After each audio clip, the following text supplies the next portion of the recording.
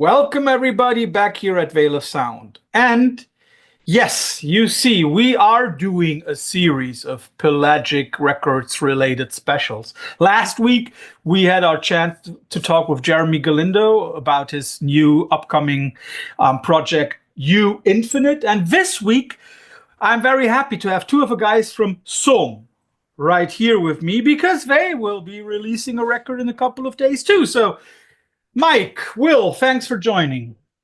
Thanks for having us. Our pleasure. Yeah, it's our pleasure as well. Your new record is scheduled for March 14th, and it's called Let the Light In.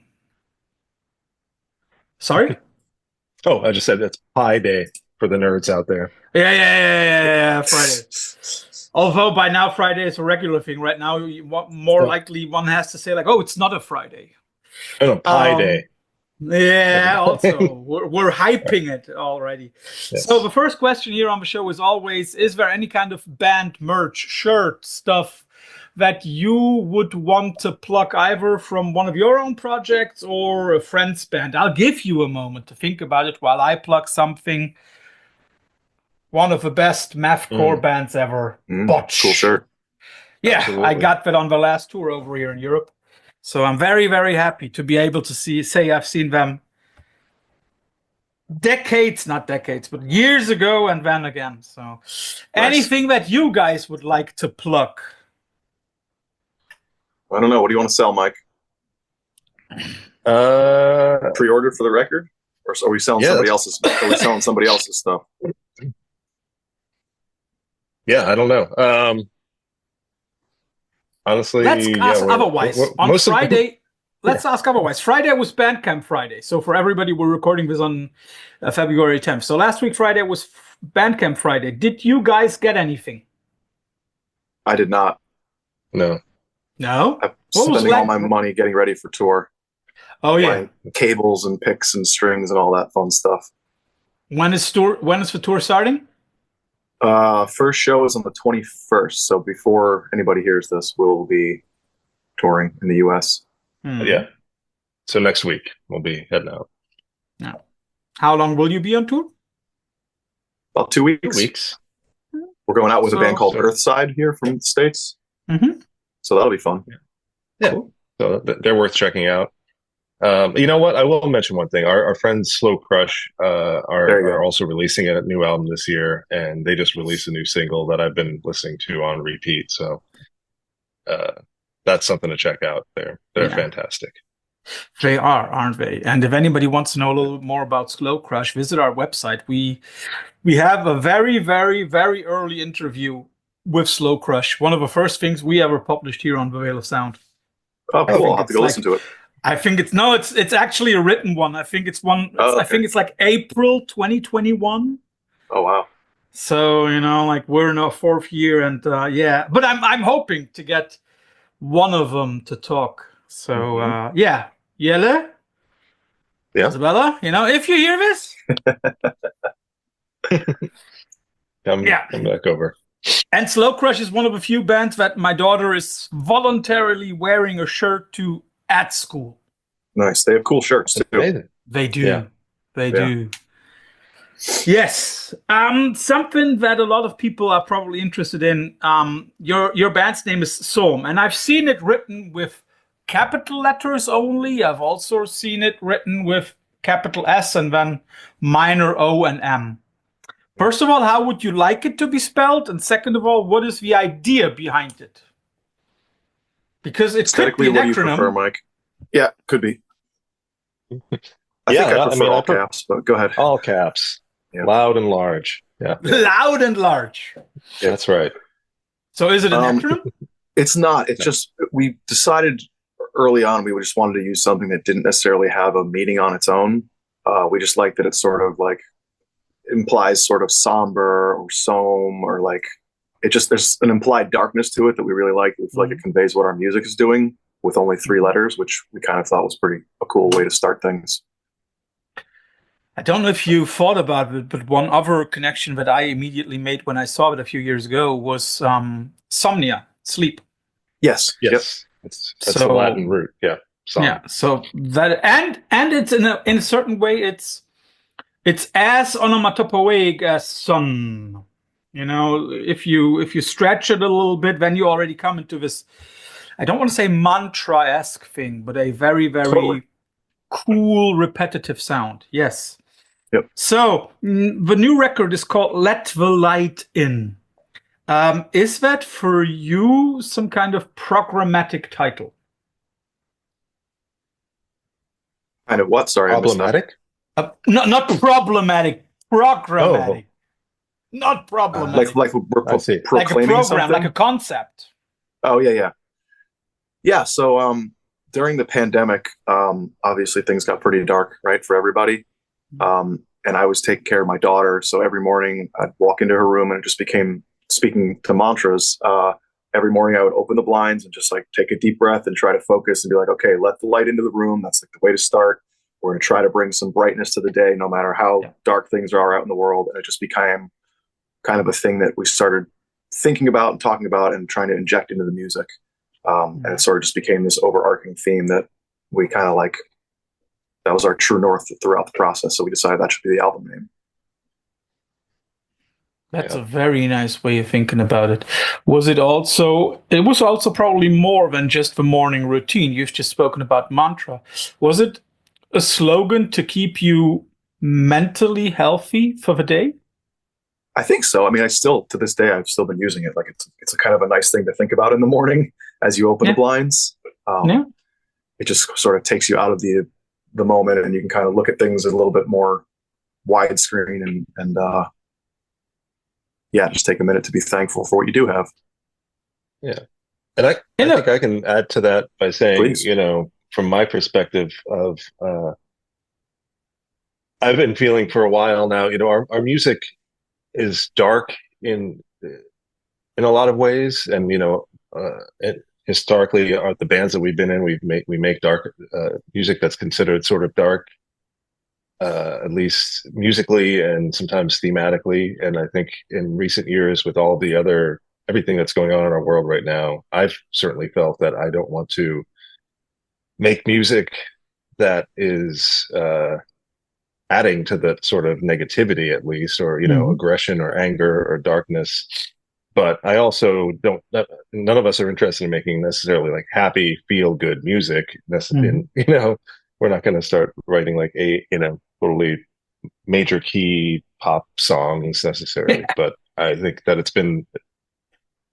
I was really relieved. I think it was something that we talked about in the lead up to this album, I think, and I was really happy that we were kind of on the same page of feeling like, you know, we want to put out something positive into the world, and hopefully, you know, give that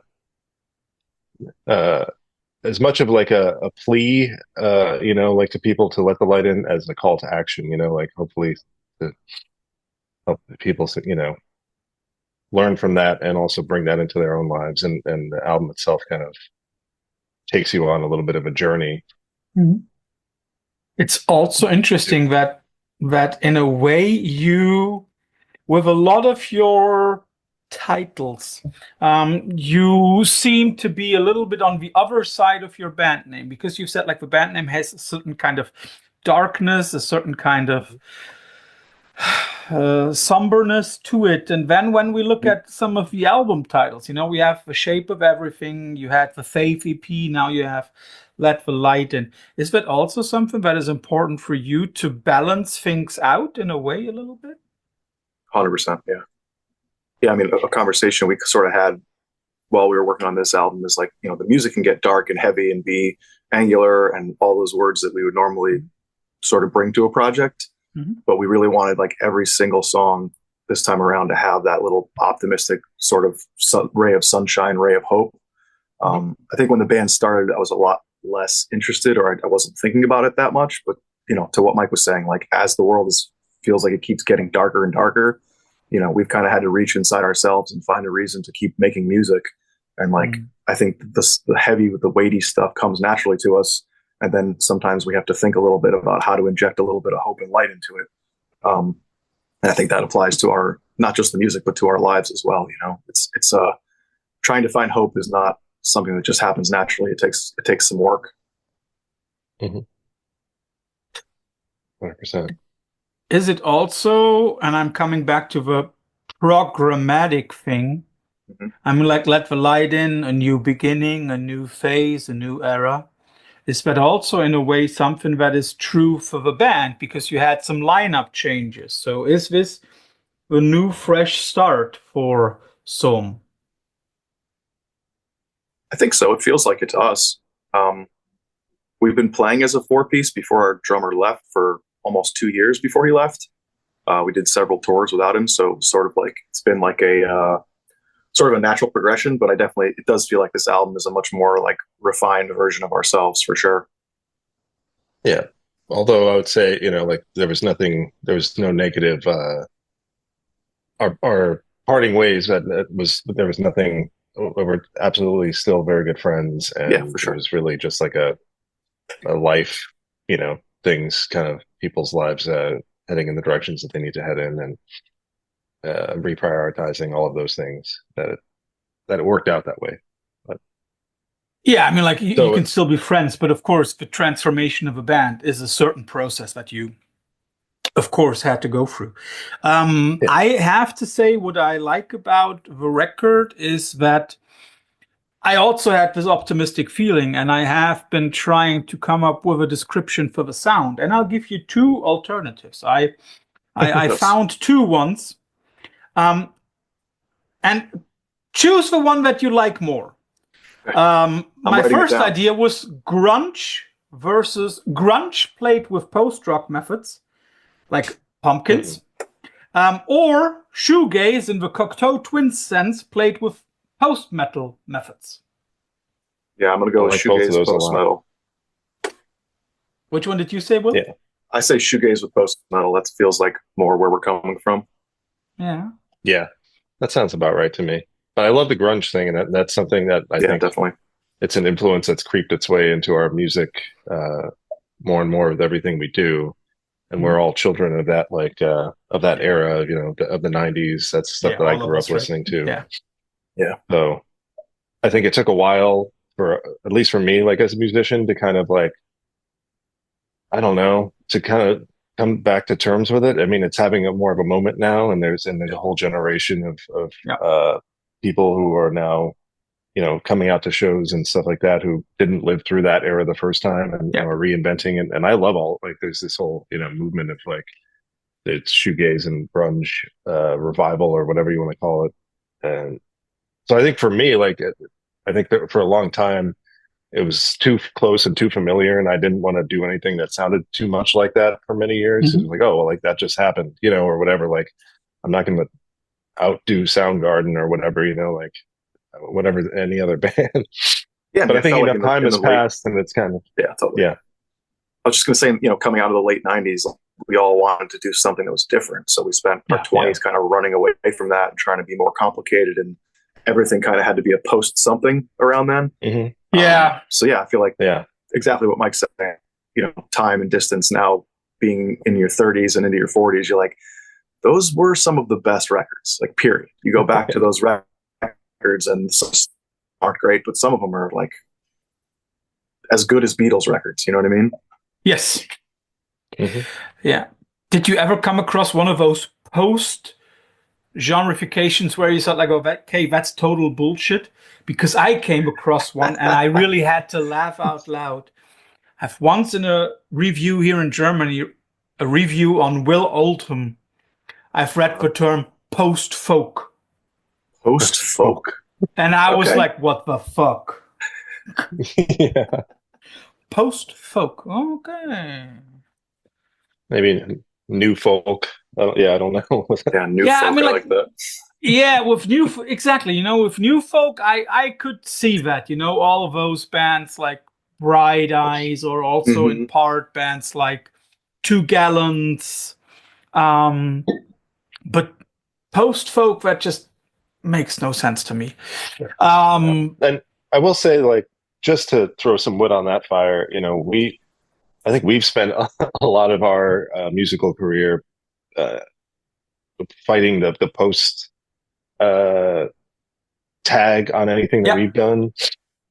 We came up during a time in our previous bands, when post rock was kind of exploding, and You know, we were playing with a lot of other bands, and you know, to me, like when I think of post rock, like the bands that put that genre and that idea on the map were bands like Tortoise and like Sigur Rós and Explosions in the Sky, and then of course things, you know, kind of like just became a genre unto itself, and everyone was just putting post in front of whatever genre Yeah. music they were Yeah. making.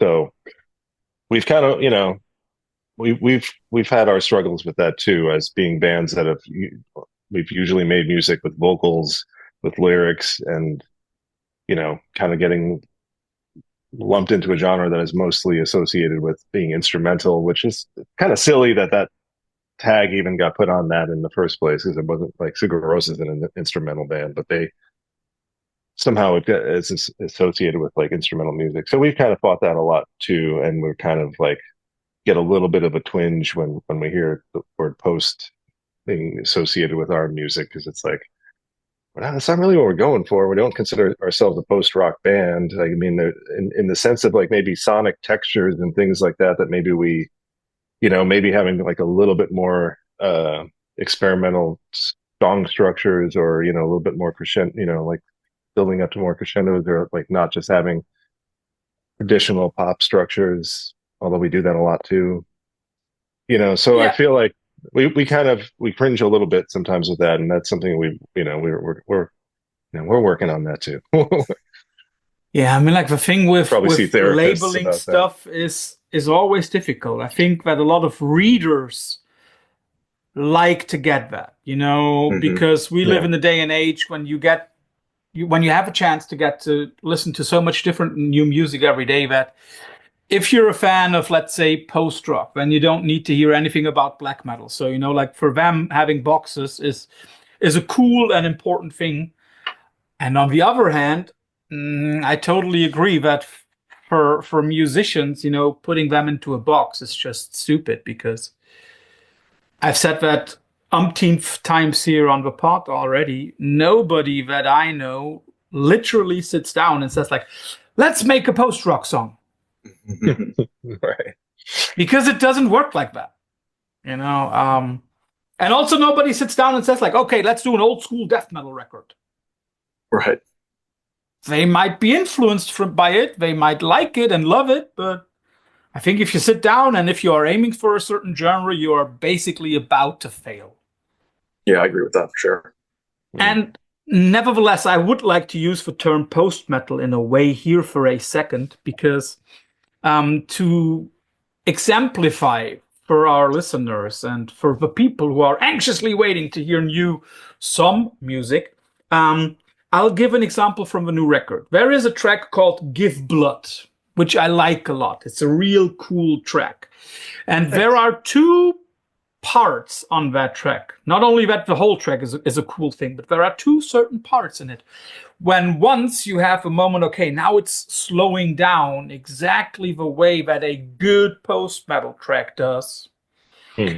And a minute later, or maybe 1.5 minutes later, all of a sudden it's really blasting and hitting hard.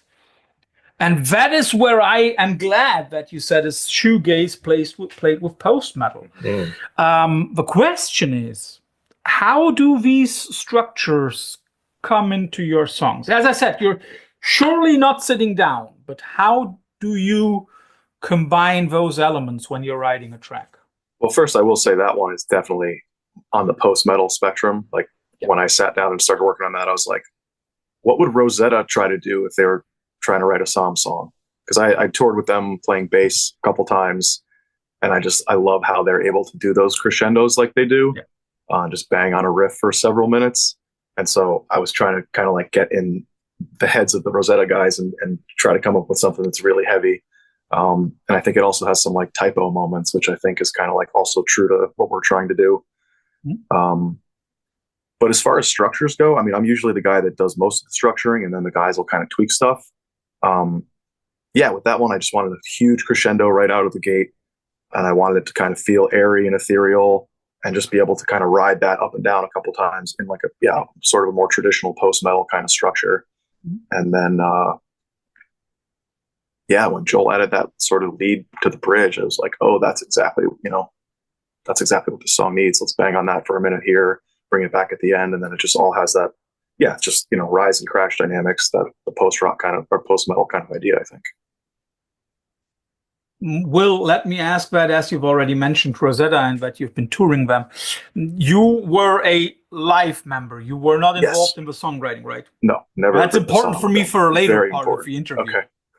Yeah, and same can be said. Joel and Justin both also toured with Rosetta on bass. So so you were members of the backing band.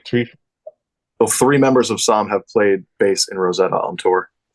Which is not a bad thing, actually. It's very cool. It's very cool. Dear friends of ours. Yeah. Yeah.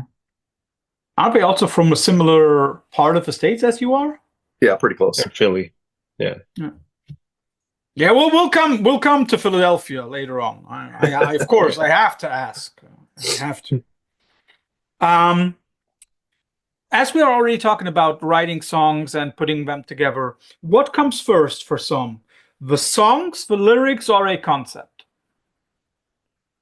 Usually what I try to do is start with a cool riff, and then I try to add another cool riff, and then I kind of just sing a melody of some kind, like a holding melody, try to come up with a chorus that's pretty good. I've found, especially as I get older, you can spend, you know, forever tweaking the structure or tweaking the riffs and tweaking like complicated guitar parts, but if ultimately you can't write a good vocal to that, that's a waste of everyone's time.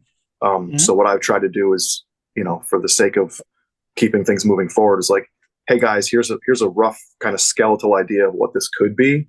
What can you add to it? And then, you know, 9 times out of 10, Joel or Mike are going to kind of come in with an idea that absolutely turns the emotional quality of the piece on its head.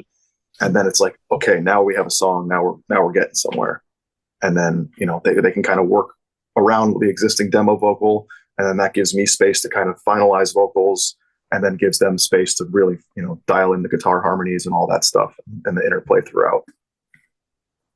Yeah, that's it. That's been working really well as a workflow. So does that then happen when you're all together somewhere in a rehearsal space, or does it happen like distanced from each other?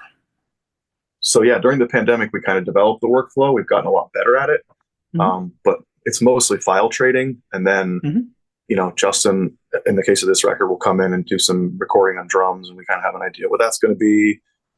Joel and I tend to get together because he likes to just have somebody to bounce ideas off of in real time.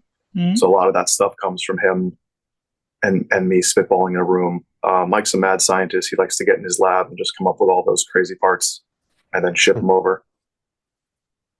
Yeah. That's been... There have been a few occasions where we all have gotten into a room and worked out a few specific parts, but I think we've, at this point, because we all live in different places, if we were trying to rely on that as part of our process, we would, it would be another 5 years before we would have another, album to put out. So this has worked pretty well, and we're keeping us moving. It's interesting that you mentioned that, Mike, because that is also something that I like about SOM. It's like you guys seem to have a really well-running work ethic. It's, I don't want to say every year, but many times, you get something new from your band every, let's say, 16, 18 months or so.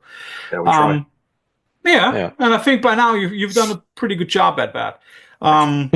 Thanks. Is that something where you're like, okay, if we're working on something, we also want to put it out? Oh, for sure, yeah.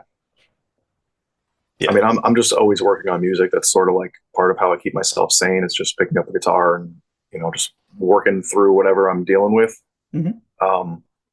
So yeah, I try to always kind of have a stockpile of demos that I'm sending these guys, and then let them kind of pick through to see what gets them going. And as long as we kind of have that steady stream of stuff going, there's always some forward momentum, or at least it feels like it to us, and that kind of helps keep us interested in the band and being able to do all the fun stuff that goes along with it. Yeah. And last year was actually, a bit of an anomaly. We took the year sort of off to sort of finish up the album. And we actually, the album has been done for over a year. We actually recorded it and finished it up. Fortunately, because of the label's release schedule and everything, this is like the longest that we've had to kind of sit on an album, that we've done. It gave us more time to do like a lot more cool stuff, like music videos and the artwork and some of the other tangential stuff around it. But yeah, it's been kind of a wild feeling to have this record that for an entire year we're all just kind of like, we didn't really share it with anybody, and you're just kind of stewing in this feeling of like, man, is this even good anymore? Like you just keep listening to it. It's like, oh god, I'm like, shit, should we even put this out? Maybe this isn't good. You really had that feeling? Oh man, no, I've been so proud of this one. I've been so excited for this one. I know, me too. But there's always moments of like, like there's, it's like, is this good? I don't know. I think it's good, but now enough time has passed and I'm not even sure anymore. And I've listened to it too many times to even have a perspective on it. So it's actually a real relief to finally start having it out in the world, as we've released a few songs already and totally get good positive feedback. And it's like, oh, okay, all right, good. Yeah, it's a relief. It feels really good. You've already mentioned the artwork, and I want to jump into that. So who of you guys is a fan of Kermit the Frog? Because all your covers are green. Yeah. Well, I mean, we're all fans of Kermit the Frog, I think right? by now that's already a purpose, right? Mm-hmm. Yeah, of course. Yeah. I don't know. I mean, I'm not sure how this all began, but part of it was a little bit of an homage to Typo Negative. It's a band that we all like loved and definitely has influenced our music, but also just. But you have a very different green palette than Typo. Yeah, for sure. That's very much intentional. That's kind of where I wanted to like set us apart and kind of have our own sort of thing. I don't know. It's sort of to me, we keep talking about like breaking free of it, and we were almost going to do that for this record, but then kind of just went back in that direction, trying to inject a little bit more of that into the business. It kind of started with like doing band promo pictures in front of like cool looking trees and like lush stuff. And I feel like, especially Duncan, our drummer, he was really into that sort of like an earthy vibe. And I feel like we all kind of leaned into that too. And it became, like Typo Negative is in our DNA. It's one of the bands that, was like on the whiteboard in, the word cloud of when this band started. And then I think just leaning into like the earthiness of it. Kind of, literally it kind of grounds the music in something that feels like of the earth. And I feel like that kind of adds to the weightiness and the heaviness of it. Did you ever think about green being the color of hope in the color scheme? No. Is that a thing? Yeah. I think that works very well with, with the title of a new record. It's just something that struck me as a connection. I was like, okay. I like it. I might steal it. I'll explain. Yeah. And, like the colors red, white, and blue are already pretty like done to death in our current world. So that's true. Not sure if we can add any more of that into the yellow. Yeah. We talked about yellow for Let the Light In, but we ended up, again with green. Yeah. Something that is also seemingly very important to you is the track listing. When listening to the record from front to back and doing it again and again and again, it becomes very clear, or at least to me it seems that way, that when you wrote The Light, the last track on the record, was that clear that this is the epic ending to a record? As soon as I heard it, I thought so, yeah. That's actually Joel. That's one that Joel put together the structure of and the whole skeleton of. And I remember as soon as he sent it over, it was like, oh, wow, this is the perfect way to close the album. Like, I can take the lyrics from everything else I've been working on and sort of transpose it onto this last song, and kind of like it can be an epic culmination of everything. Mm-hmm. Yeah, that's true. Melodically and lyrically. The way you describe it, Will, was the way that was not the first record, or that was not the first track that you recorded for the record, or that you wrote for a record? No way. I always use the term about halfway through. Everything feels about halfway through to me, but I feel like we kind of had, I don't know, Mike, maybe you remember. I feel like we had probably 4 to 5 or 6 songs, and then Joel threw that one in the mix. I can't remember, to be honest. That sounds right. Yeah, there were a couple that came after. And I have to talk about it. You did a EP in 2023 called Faith, completely with Depeche Mode covers. So you've already mentioned Type O. Is is Mode then like another of those bands that everybody in the band can agree on? I think so. I mean, they're one of my favorite bands of all time. I can't speak to how much Mike loves them, but I know he likes them. Yeah, definitely for me. I'm not sure about Joel and Justin as much, but I think they're definitely an influence on all of us. So yeah, when Mike was saying that, we're kind of waiting around. Well, I guess that was the previous one. Before our last album came out, Shape of Everything, we kind of had a lot of downtime again because of the pandemic. Yeah. And so I basically just wanted to start like learning how to play songs I really liked, I guess. And it just kind of quickly turned into some, quick demos just to kind of keep things moving. And I sent them over to Mike and he's like, these are cool. Like we could definitely do something with these. I was like, oh, wow. And then we just kind of, ran from there. So I'll give both of you a moment right now to think of another band with which you would like to do that and try to persuade the other two. Let's do, for example, a The Ocean cover EP.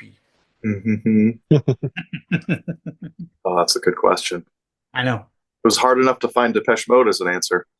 I had an idea recently, but I don't remember what it was. Let me think for a second if I can find it in my brain.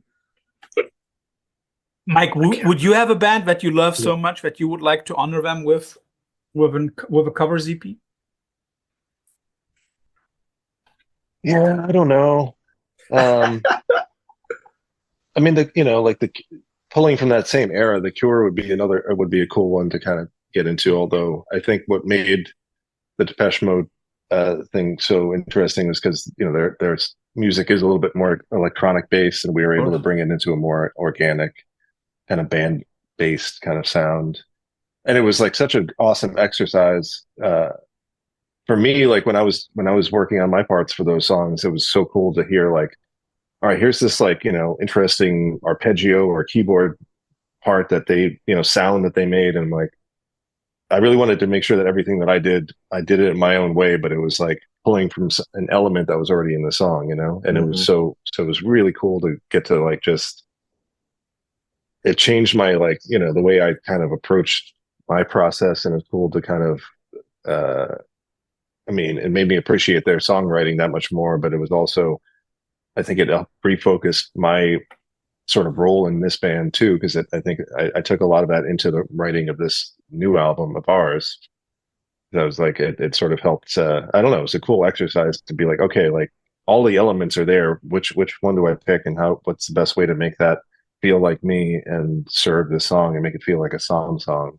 And it kind of helps reinforce, I think, what I think my strengths are and what each of our roles, not just for me but all of us, are in this band. So it'd be tough to find another band that could kind of do that exactly. Did you find it, Will? Yeah, I got one. Beach Boys. Oh, geez. It's like pull us, either do all. I mean, my crazy idea was like do all of Pet Sounds, but just like pieces of Pet Sounds would be really cool, because I feel like people listen to that record and a lot of people don't necessarily get the melancholy from it. Yeah. And I feel like we can really reinforce that. I'm on board. Let's convince the other guy. Yeah, right. Yeah, it's a way that, that is also something that I always think, like, if you do a cover of something, turn it into your own song. I mean, like, don't do the same song again, Yeah. Yeah. My proposal would have been either Nick Cave or Fugazi. Oh, interesting. Take it if you want it. Yeah, we'll think about it. Yeah, I'm thinking about it. I have one last question. We need to inject a lot more melody into the Fugazi stuff. And Nick Cave, I could definitely see. I don't know. I'm actually, there's a lot of his catalog that I'm not even that familiar with. But yeah, that's a cool thing, like having like a big catalog to choose from. I think that's also important. I mean, like, yeah, it helps. I mean, like, as good as, for example, Rites of Spring was, no question about it, but it's just one record, like. Right. And it's cool to have like a lot of, or let's say not a lot of, but a few songs from different eras of the band. Yeah. Yeah. So one just occurred to me that I had thought of a while ago is Talk Talk. Oh yeah. Oh yeah. They've got some really cool, really dark stuff, and I feel like so much texture, some amazing like riffage, it kind of got it all. And I feel also like we could sometimes totally tracks do that, something. yeah, you could do something. Also tracks that are not categorizable at all. I mean, like Totally. Spirit of Eden. What is that? Yeah. Right. Yeah. Okay, so we got something here. See? We'll check back with you in a few months. Let's see. Yeah. So, guys, first of all, thanks for the detailed answers about the new record and also about a lot of other stuff. But nobody leaves a Veil of Sound interview without having to go for the infamous quickfire round at the end.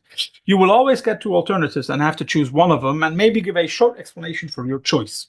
Something like AC versus DC, Smells Like Teen Spirit versus Lithium, something like that. Got it. And as you did this Depeche Mode thing, of course, I'll give you two Mode records. Some Great Reward versus Violator. Violator. Yeah, Violator, easy.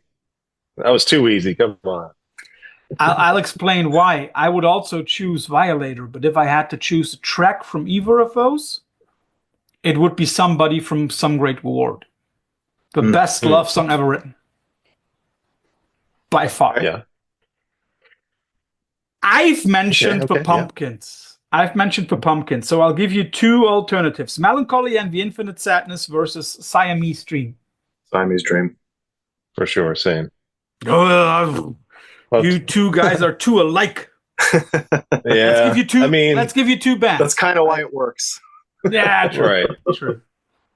Let's give you two grunge bands. Soundgarden versus Alice in Chains. Soundgarden. Definitely Soundgarden too, but at the time, Alice in Chains was my number one for forever. But in hindsight, now that the one I keep coming back to has been Soundgarden. Yeah, like the music. For me, I mean, Super Unknown in particular is just like an absolute masterpiece. Agreed. That would be like a desert island album for me. I would say Wood, the song by Alice in Chains, is probably as good as anything anyone's ever written, but I feel like I can't get through their records as much. Like they have a few like amazing songs. Nutshell's another one. But yeah, their records don't do it for me anymore. Still some of those songs do it, but the records a little bit of this weird like kind of goofiness to some of the stuff where it's like I don't know what it is. If I had to choose one track from either band, my choice for Alice in Chains would probably be Rooster. I don't know. That's like good one too. When the soul thing comes in somewhere at the back of choirs, then I'm like, okay, you got me. Single tear. Yeah, something like that, right? With Soundgarden, it's interesting. I think it would depend a lot on my mood. Sometimes I would probably say Jesus Christ Pose, but then again, other moments it would probably be Spoon Man. I just love it. I don't know why. As there is this interconnection with Rosetta, I'll give you two Rosetta records. Wake Lift versus Determination of Morality. Determination. Yeah, same. I know that there's a lot of the hardcore, old school, Rosetta fans will probably, get in line on this one or whatever. But I think their band that I think I know because we're friends with them. I know that this is something they struggle with. They have a passionate fan base that wants to hear a lot of the old stuff, while they're also a band that has evolved so much. And I think they've gotten better with every album that they've done, and they've evolved as a band. And I love hearing that evolution, especially since our friend Eric has joined the band. Eric from City of Ships. And it's kind of taken the band in a new direction. So yeah, I would definitely say the later work. Yeah, and it's also a way that I think like Determinism is a very good choice because for me that is one of the, maybe 1 or 2 points in Rosetta's discography where you can literally hear the switch from one phase to the next. Yeah, I think so. Totally. Yeah. As we were talking about Kermit the Frog, there are two musicians on the Muppet Show, Miss Piggy versus Animal, the drummer. Animal. And Animal's he's a pretty fun guy. Yeah. We're talking about like, do we want to hang out with them? Yeah, I want to be on tour with Animal. Yeah. He might be a little bit of a liability. He might wreck a few hotel rooms, so I don't know. Yeah. That depends how much of You But might you're not even getting in the cage in the bathroom. van. If you have Miss Piggy with you, you're not getting in the bathroom. Yeah, that's true. There's all Right. kinds of issues with her. Yeah. Yeah. And all the blonde hair lying around. Yeah, that's true. Janice, though, she seems cool. That's true. Is that her name? Janice? I think it's Janice. I think she can. Her and Animal can come join the band. Yeah. There you go. And of course, yesterday was the big Philadelphia night, like finally somebody beat Kermit Mahomes again, finally. But my question about that is, what would you rather, which Philadelphia team are you rather rooting for? The Eagles or, I'm not going to say the Flyers because, come on, the Eagles or the Phillies? Because the 76ers, come on, like at the moment. I don't really watch sports. I guess the Flyers are the hockey team, right? Yes, they are. Yeah, hockey's the only sport I can really watch. So Okay. I'm going to have to pick them. Sorry. No problem. And Mike? Yeah. I mean, I'm not a sports person either, but I guess the Phillies, they've got the Philly fanatic, the crazy green guy. He's That's true, yeah. Seems like a fun time. So that's literally the only reason that's getting my vote. Yeah, you're talking to like the two least like sports oriented dudes. No, that's what you could imagine. I'm still 100% sure that the Philly fanatic is the basis for the mascot in The Simpsons, where That they have sounds right, like one baseball scene where Homer becomes a mascot for a team, and he goes to Capital City, and they have like something that looks very similar to the fanatic.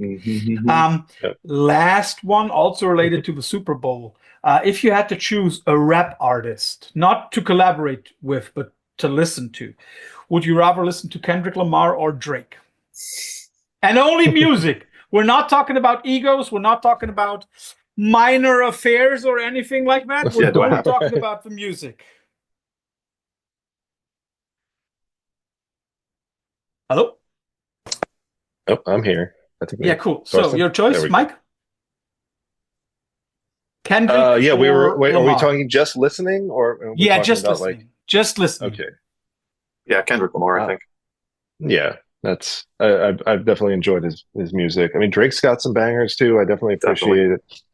I don't know if I'd want to honestly hang out with either of them. Probably not. But I think if I had to hang out with one of them, it would be Kendrick. Yeah. But I mean, like To Pimp a Butterfly, that album, when that came out, that really like floored me. So I was definitely, I don't think I've listened to anything that Drake has done like as much as I'd probably listened to some of that stuff. So yeah, that's an easy one. Also, is it too easy? Come on. No. You're just too similar in thinking. It's just like Will said, that's probably why it works so well. That's right. Yeah, and with Kendrick, I think it's also that he's closer to jazz than any other hip hop artist at the moment. Totally. That definitely speaks to me. So for everybody, check out these guys' new album when it comes out on the 14th. If you already want to know a little bit more about what you can expect, go to our website where you will find our review combined with this interview. And then, gentlemen, I have nothing more to say than thank you for this wonderful, roughly 45 minutes, and I hope you can enjoy the rest of your afternoon. Oh, thank you, Torsten. This has been really fun. Likewise. Thanks for having us. Enjoy your evening. And love to do it again anytime. Maybe we can see you in person when next time we're over. Next time you're over, you're in Europe. So thanks again. Bye-bye. Thank you very much. Bye.